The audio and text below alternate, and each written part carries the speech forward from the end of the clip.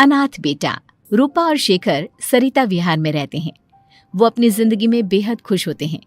दोनों का शौर्य नाम का एक बेटा भी होता है, जिस पर दोनों ही अपनी जान छिड़कते हैं। शेखर, अब तो आप शौर्य को अपनी गोद से नीचे उतार दीजिए, उसके सोने का टाइम हो रहा है। नहीं रूपा, इसे मेरे पास ही रहने दो प्लीज। मैं थोड़ी देर में इसे बिस्तर में सुला दूंगा। लेकिन कल सुबह आपकी ऑफिस में मीटिंग भी तो है ना, और इसके लिए आपको कल जल्दी भी तो निकलना होगा। जाइए, आप भी जाकर सो जाइए।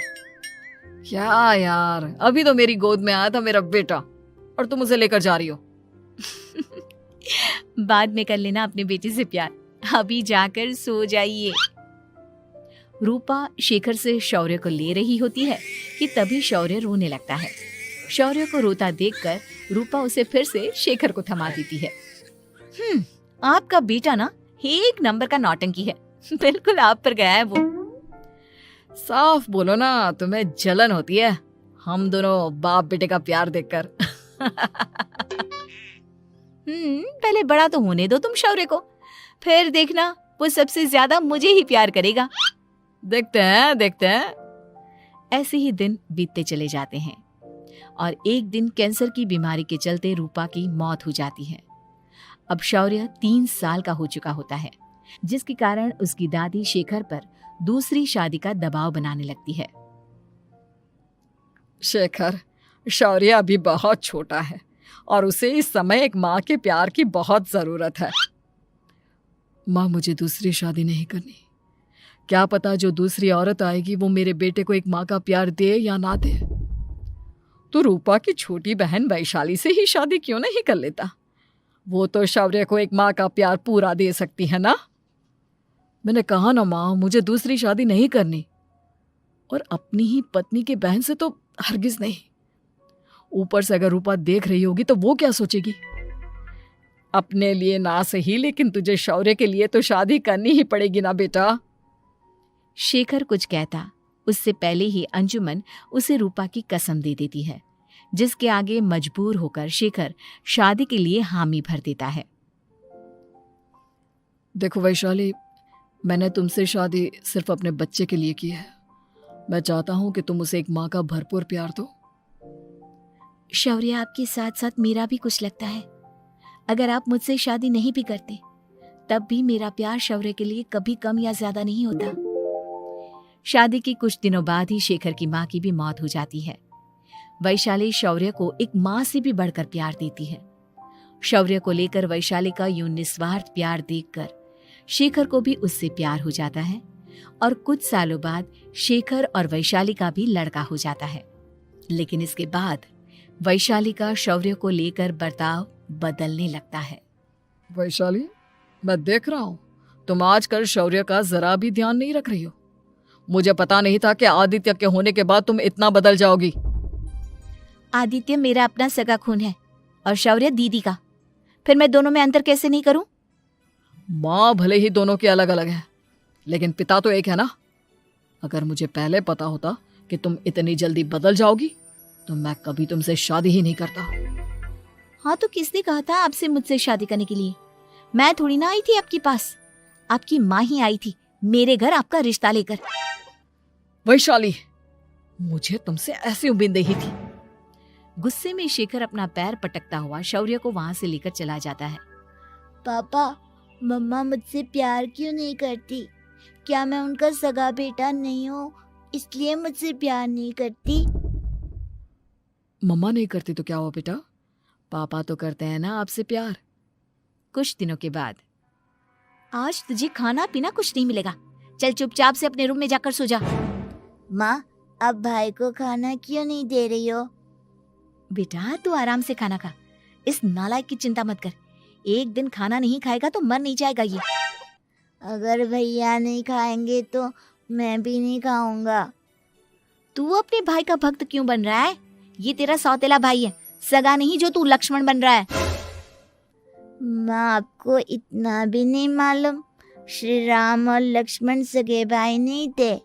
श्री राम माता कौशल्या और लक्ष्मण माता सुमित्रा की कोख से जन्मे थे। दोनों के सिर्फ पिता एक थे लेकिन माँ अलग थी। मुझे ज्यादा ज्ञान देने की जरूरत नहीं है, ये सतयुग और त्रेता युग नहीं है, समझे? आया बड़ा भाई का चमचा। इतना कहकर वैशाली वहां से चली जाती है। जिसके कुछ टाइम बाद शिखर वहां आता है और आदित्य उसे सारी बात बताता है। मुझे माफ कर दो शौर्य, तुम्हारी माँ के जाने के बाद मुझे दूसरी शादी का फैसला करना ही नहीं चाहिए था। अगर मैं दूसरी शादी नहीं करता तो शायद आज तुम्हारी ये हालत ना होती। नहीं पापा, अगर आप शादी नहीं करते तो मुझे आदित्य जैसा छोटा भाई कभी नहीं मिलता। थैंक यू मुझे इतना अच्छा भाई देने के लिए। तुम दोनों हमेशा ऐसे ही साथ रहना, फिर कोई भी तुम दोनों का कुछ नहीं बिगाड़ पाएगा। चलो मैं तुम दोनों को आइसक्रीम खिला कर लाता हूँ, बहुत भूख लग रही है ना। शिखर शौर्य और आदित्य को आइसक्रीम दिलाने लेकर जाता है। वो दोनों को पार्क में खड़ा करके आइसक्रीम लेने जा ही रहा होता है, तभी तेज रफ्तार से आती हुई एक गाड़ी उसे कुचल देती है और उसी पल शेखर की मौत हो जाती है, जिसके बाद शौर्य की जिंदगी नर्क से भी बदतर हो जाती है। सुन रे चिरकुट, इस घर के किसी भी सामान को मेरी मर्जी के बगैर हाथ मत लगाना। इन सब पर अब तेरा कोई हक नहीं है, समझा? ठीक है माँ, मैं आपकी इजाजत के बगैर किसी चीज को हाथ नहीं लगाऊंगा। चल जाकर अब पूरे घर की सफाई कर। महज 7 साल का शौर्य वैशाली के कहने पर अपने नन्हे नन्हे हाथों से पूरे घर की सफाई करने लगता है।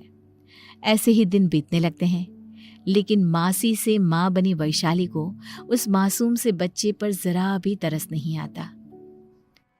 क्यों शौर्य, ये घर में इतनी गंदगी कैसे हो रही है?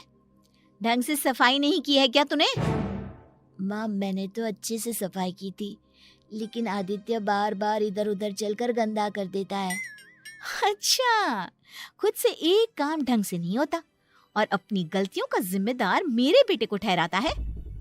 इतना कहकर वैशाली बांस का डंडा उठाकर शौर्य को जोर जोर से मारने लगती है। तभी वहां वैशाली के मायके वाले भी आ जाते हैं और उसकी सारी करतूतें देख लेते हैं। माँ मैं ऐसा क्या करूं जिससे आप मुझे भी आदित्य के जितना प्यार करोगी? बोलिए ना माँ, मेरे क्या करने से आपके अंदर मेरे लिए ममता जागेगी? वैशाली शौर्य की एक नहीं सुनती, उसके ऊपर डंडे बरसाती जाती है। हद पार होते देख वैशाली की माँ उसका हाथ पकड़ती है और जोर से उसे थप्पड़ मारती है। यही सब करने के लिए तूने दामाद जी से शादी की थी? हमने सपने में भी तुझसे ऐसी हरकत की उम्मीद नहीं की थी। तू माँ नहीं, माँ के नाम पर एक धब्बा है। बस कीजिए माँ, आदित्य के इस दुनिया में आने से पहले मैंने इसे बहुत प्यार किया था, लेकिन अब जब मेरी खुद की औलाद है तो मैं किसी और के बच्चे से प्यार क्यों करूं? अरे नालायक औरत, जिसे तू किसी और का बच्चा कह रही है वो तेरी खुद की सगी बहन का बच्चा है। बहन है तो क्या हुआ, मेरे अपने बच्चे से बढ़कर तो नहीं हो सकता ना ये कभी। अगर यही बात थी तो तू हमें पहले बता देती, हम शौर्य को अपने साथ ले जाते। उसे इस तरह प्रताड़ित करने की क्या जरूरत थी? अगर आपको लेकर जाना है ना तो ले जाइए इसे, मैं नहीं रोकूंगी। नहीं माँ, मुझे कहीं नहीं जाना, मुझे आपके साथ ही रहना है। मैं तेरी कोई माँ बाबा नहीं हूँ, तेरी माँ मर चुकी है, समझा? अब निकल जा मेरे घर से। माँ अब बहुत गंदी हो, मुझे भी नहीं रहना आपके साथ, मैं भी भाई के साथ ही जाऊंगा। अरे तू क्यों जाएगा, तू तो मेरा सगा बेटा है, जाने दे इसे।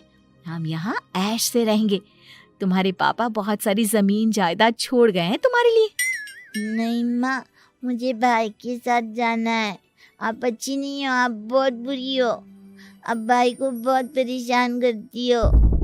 देख वैशाली, तुझसे ज्यादा समझ तो इस मासूम बच्चे में है। ये तेरे बुरे कर्मों का ही नतीजा है जो आज तेरी सगी औलाद खुद से तुझे ठुकरा रही है। आदित्य, तुझे इस शौर्य ने भड़काया है ना मेरे खिलाफ? नहीं माँ, मुझे किसी ने भड़काया नहीं, पर मैं सब देखता हूँ, सब समझता हूँ। भाई बहुत अच्छा है, वो आपकी जैसा नहीं है।